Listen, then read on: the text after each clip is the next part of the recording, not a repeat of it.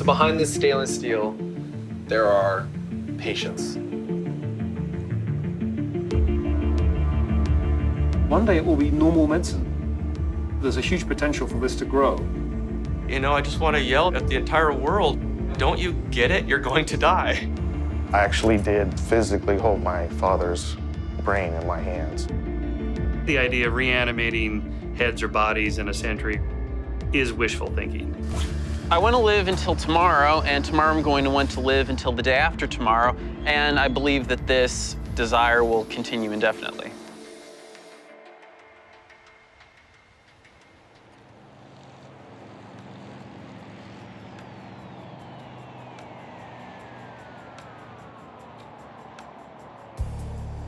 Welcome to the Oregon Cryonics ribbon cutting ceremony for our newly remodeled facility. We finally have a working clinic, a solid foundation for the future. This day's been a long time coming, and we're so glad to have you here to see it. Okay, let's get started with the ribbon cutting. 1, 2, 3. Have you ever wondered what a room full of cryonicists looks like? If anybody has mud on their feet of any kind, we have try to shake it off, or we have booties if there's too much. In Salem, Oregon, we were on hand for the opening of the newest Cryonics Institute in the U.S. I can do this all day. Cryonics is the practice of storing a recently deceased person at low temperatures in the hopes that they can live again when future technology enables them to be healed and reanimated. This is what we would use out in the field. I've come here to see what the buzz is about, and to see if freezing people and then reanimating them decades or centuries in the future is scientifically feasible. How'd you feel about cutting that ribbon? I really have been working hard for this. We'll be the third cryonics company. Hopefully we'll have as many patients as the others someday. This is just a barely functional facility right now. There is so much more we could do. Like many scientific innovations, cryonics has its roots in science fiction. In 1931, sci-fi pulp magazine Amazing Stories published the Jameson satellite. It told the tale of a professor who, driven by an obsession with preserving his body, after death, shot himself into the deep freeze of outer space. 40 million years later, he's revived by an alien race who've achieved immortality by transplanting their brains into mechanical bodies. The story planted a seed in the mind of a young Robert Ettinger in 1962. Obsessed with low-temperature preservation of the human body, he self-published the book The Prospect of Immortality. Popular sci-fi writer Isaac Asimov put his support behind the book, which led to international publication and fame for Ettinger. In its wake, organizations and companies began to take shape, and the cryonics movement was born. In the Arizona desert, Alcor has been the leading cryonics organization for years. We're at the Alcor Life Extension Foundation. We're going to see over 130 patients who are frozen in the middle of the desert. Nice to meet you. Good to meet you. I met with Dr. Max Moore, CEO of Alcor. So this is the front office area. All the interesting stuff happens down here. Death is not something you should accept. It's not natural. It's not sacrosanct. Really, it's our responsibility to use our intelligence, whether you think it's from evolution or God-given, to solve this problem. Technology will keep improving, and that eventually we will have those capabilities to restore you. Alcor was founded in 1972. Today, it has over 1,000 members. And are these photos of actual patients? Public patients, with quite a variety. As we entered Alcor's facility, it began to resemble the set of a science fiction film, complete with operating rooms, surgical gear, and vast amounts of liquid nitrogen. This is where we store all our patients. This whole area, by the way, is reinforced. We've got bulletproof glass, we've got metal plates in the walls, just to give as much protection as possible to our patients. We have 134 patients in here right now, with 4 whole bodies and several neuro patients in each one of these. We have a lot more patients coming in. The cryonics community refers to these frozen bodies as patients, because according to them, they're not really dead. They're in suspended animation, waiting to be revived. Why cryonics, or why should someone have it done to themselves?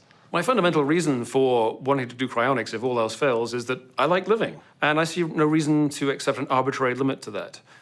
Cryonics is an extension of emergency medicine, the way I see it. It's people who stop breathing, their heart stop beating. When you've done the best you can, there's nothing more you can do with today's medical technology. Give them to us. We're going to protect their cells as well as we can and just drop them to a very, very low temperature. They can wait then for decades or even centuries if necessary until technology has reached a level where it can repair the damage done to them by the aging process, by the disease itself, and by the cryonics process. I met Aaron Drake, Alcor's medical response director, who explained to us how this operation works.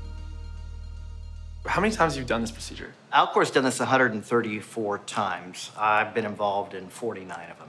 And this is where it would happen, right? Right here. The body would be right in there. Yeah. Could I go inside of that container? You could. All right, let's get into this thing. Oh. There you go. That's not so bad. As Aaron secured the lid, I gained a first-hand view of an Alcor patient. Don't do that. The guiding principle of the preservation process is called vitrification, a procedure intended to prevent our bodies from freezing and our cells from crystallizing. You do a conventional surgical procedure called a thoracotomy, where we basically open up the chest, access the heart, and use the body's plumbing, the arteries, the veins, to not only remove the blood out of the vascular system, but all the fluids of the body. We're gonna flush in a medical-grade antifreeze.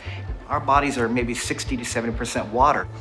If that went below the freezing temperature, it would freeze, it would crystallize. That's what destroys the cells. It destroys cells.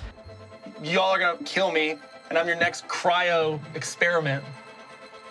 Finally, the patient is immersed in a liquid nitrogen tank at minus 380 degrees Fahrenheit, where they await their theoretical resurrection. So right now, we can do the first part, we can minimize the damage, we can keep improving that process, but we don't know a whole lot about the revival end.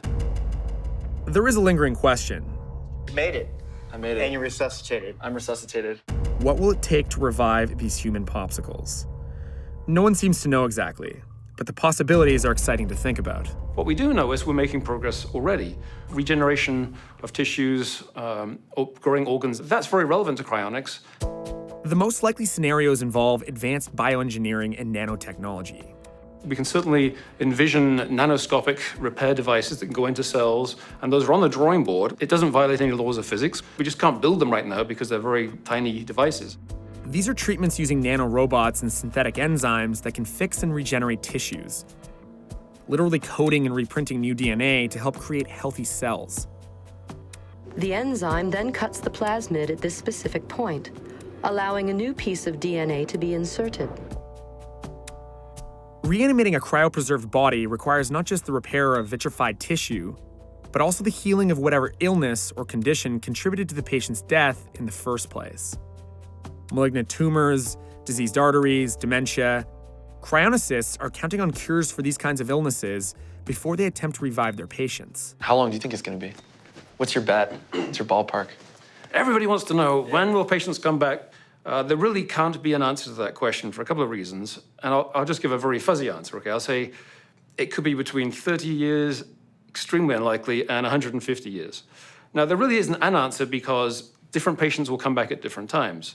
Patients preserved with earlier technologies and techniques will on average have received less quality treatment. There'll be more damage to their cells. It'll take more repair. We can show we are preserving tissue very effectively, and it seems no reason why patients won't be revivable at some point in the future. One must also consider the finances of living in one of Alcor's stainless steel capsules. Despite Dr. Max Moore's confidence, the mystery of patient revival will remain for quite some time. So if I walk through this door, tomorrow, say I want to do this, how much does it cost me? If you just want to preserve the brain, it's a minimum of $80,000 for everything. For the whole body, it's $200,000 minimum. People get to choose whether public or private, but for instance, one well-known case, we have Kim Swosey, who was a young woman of 23, who had a glioblastoma, very aggressive brain cancer. We have, I think, a 101-year-old patient in here. It's about our oldest right now. We have Ted Williams, which was supposed to be private back in the day, but since everybody knows that now, yes, we have Ted Williams. He's probably our most famous patient currently. Resting at a comfortable minus 300. Yeah. Last year in 2014, we did 13 cases, and that was the largest number we've ever had. Our medical response director keeps a watch list, basically, of members who we know have serious medical problems, who are terminal or simply very, very old. and he keeps tabs on those. And that's one reason that we've had a very high level of success at being at the bedside at the point of clinical death, something like 85% of cases. Alcor can also provide its members with cryopreservation of their pets, offering them the chance to be reunited with their furry friends. And if it works, that's a pretty remarkable future, and one I would certainly come back for. These are these people's right. This is to choose. Here they're donating their body to science. People do that all the time. This is just to a particular science project. Might benefit them in the long run. What does a future without certain death or terminal disease even look like? Is this an honest take on tomorrow, or is it too good to be true? Will these patients ever awaken, or are they destined to remain vitrified indefinitely?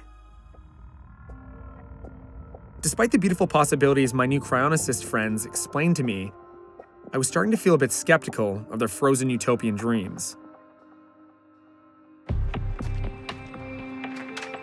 Hey, welcome to the Skeptics. Nice to meet you. Michael SHERMER is the founder of SKEPTIC magazine, where he investigates what he considers the more dubious claims by scientific researchers and organizations around the world. My skeptical alarm goes off when I hear it. It sounds too much like religion. The cryonics is kind of like a scientific search for immortality. I did one on cryonics. Can science cheat death? But do you think it's possible? They're very upfront saying, look, we can't reanimate yet. But in 100 years, we probably will be able to. Do you think that's wishful thinking? Today, the idea of reanimating heads or bodies in a century or 2 or 5 is wishful thinking, because we don't even know if in principle how you could reanimate a brain. We know roughly where memories are stored and kind of how they're stored, but we still don't know the basis of consciousness. We're going to conquer the technology of bringing it back after it's gone. That's wishful thinking at the moment. Probabilities are so slim that you're better off focusing on something like, just cure heart disease or cancer or something like that. Extend the quality of life into the 90s, 100. That has a better hope. It's not just me. I mean, most scientists are skeptical of cryonics. Now we're in Boston to talk to some scientists who research extreme temperatures. We're going to talk to them about cryonics.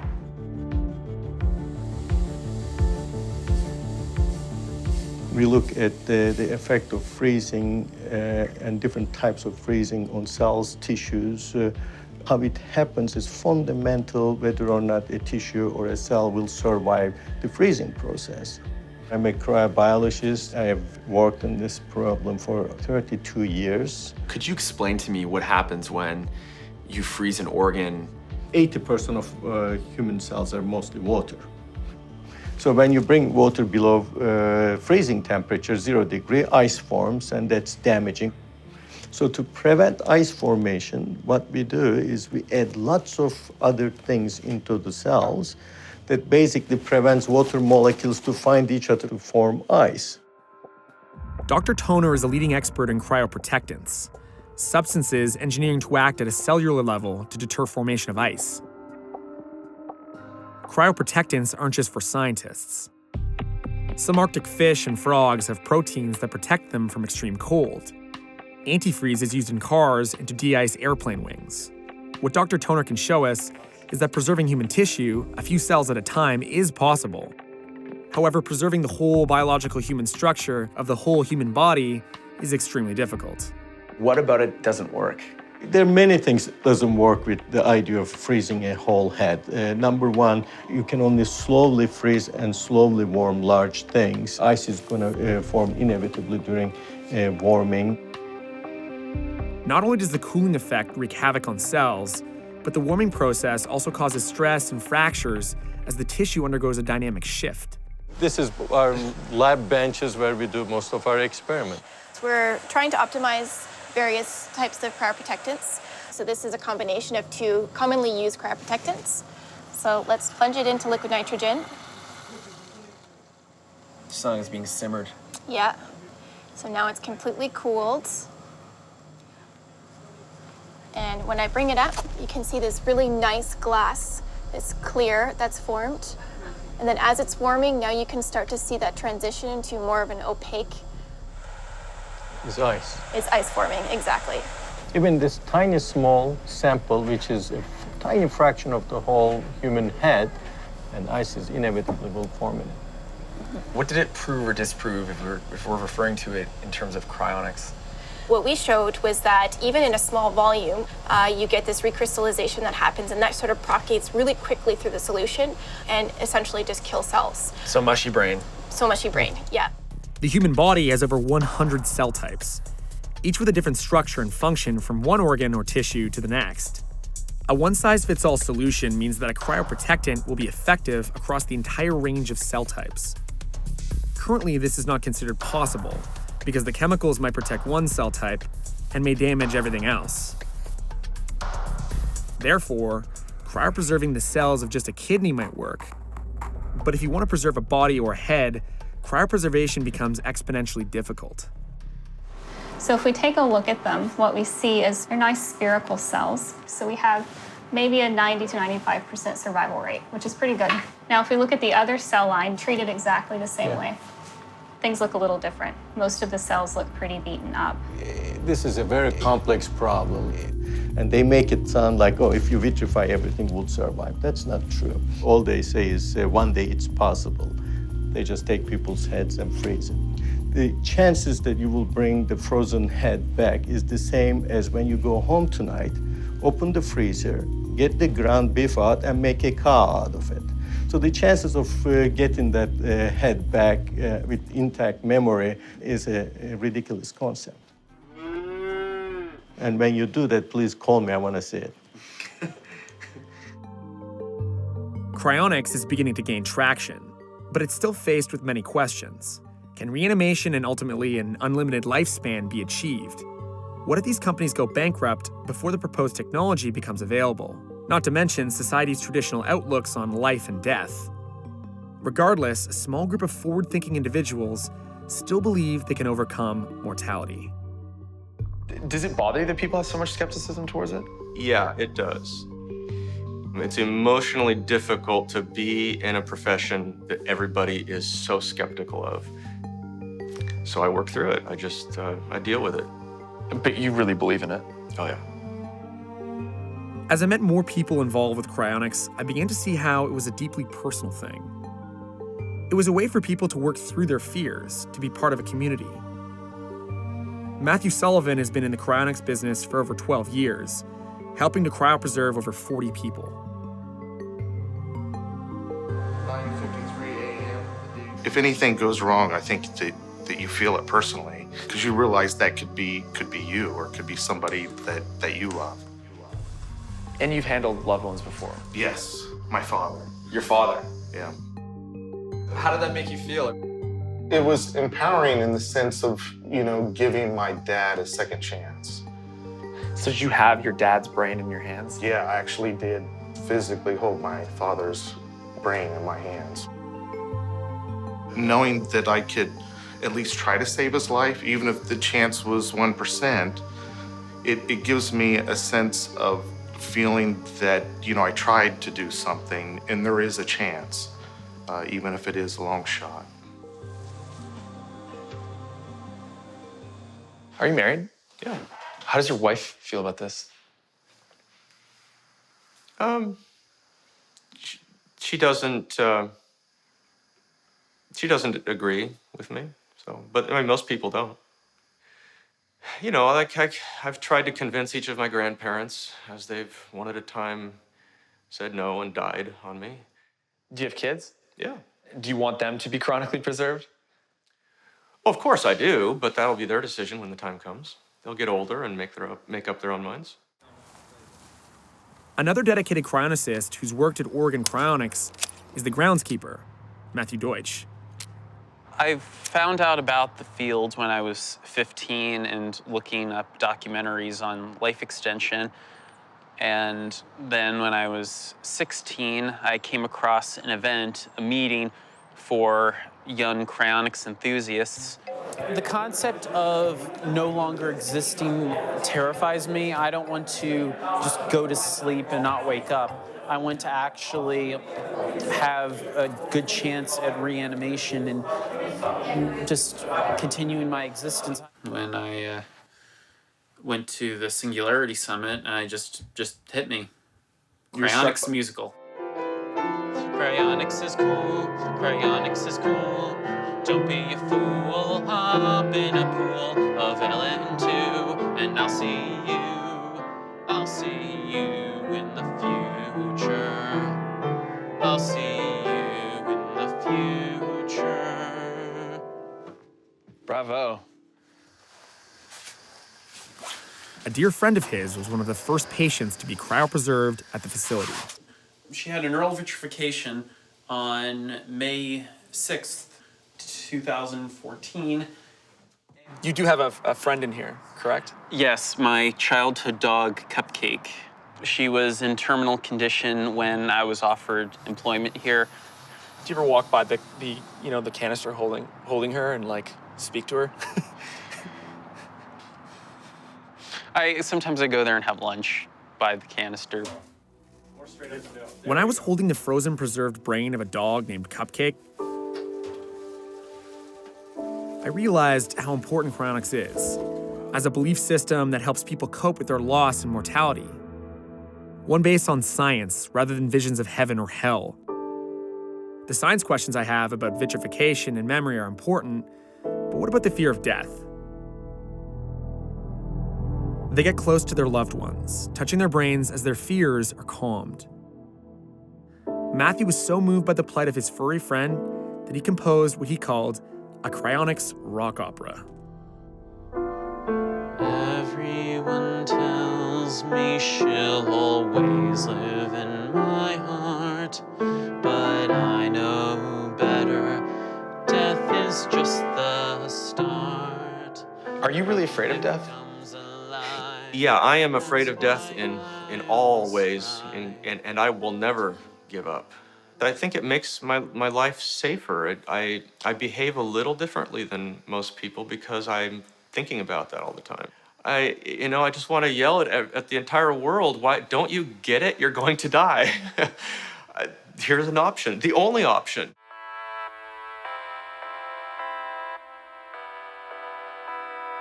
So what do you think it's going to be like when someone actually emerges and is reanimated? What do you think that moment will look like? This is a grand experiment. I didn't know if it was going to work, but I made it. I think it would be a fantastic feeling. What I like about cryonics is, again, I'm a scientist. I love the imagination, and that part I like.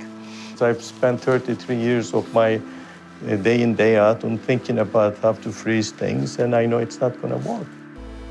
Cryonics companies do come and go, and we'll see if we stand the test of time and make it a respectable profession.